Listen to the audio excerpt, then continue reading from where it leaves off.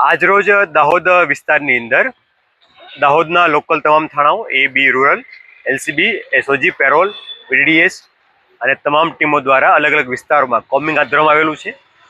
અલગ અલગ વિસ્તાર ચેકિંગ કરવાની પ્રક્રિયાઓ, અજાણ્યા લોકો ચેક કરવાની પ્રક્રિયાઓ, બસ સ્ટેશન, રેલવે સ્ટેશન કે જ્યાં જગ્યાઓ હોય એ તમામ ચેક કરવાની પ્રક્રિયા હાલમાં ચાલુમાં છે.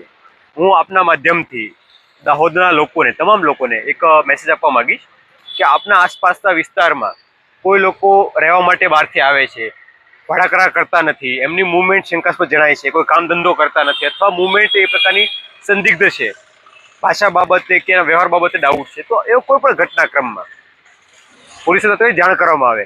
ભૂતકાળમાં પણ દાહોદની અંદર લોકોની જાગૃતતાને કારણે અન્ય રાજ્યમાંથી આવેલી ગુના કરતી ગેંગોને પકડી પાડવામાં પોલીસને સફળતા મળી છે. હથિયારો પણ રિકવર થયા છે.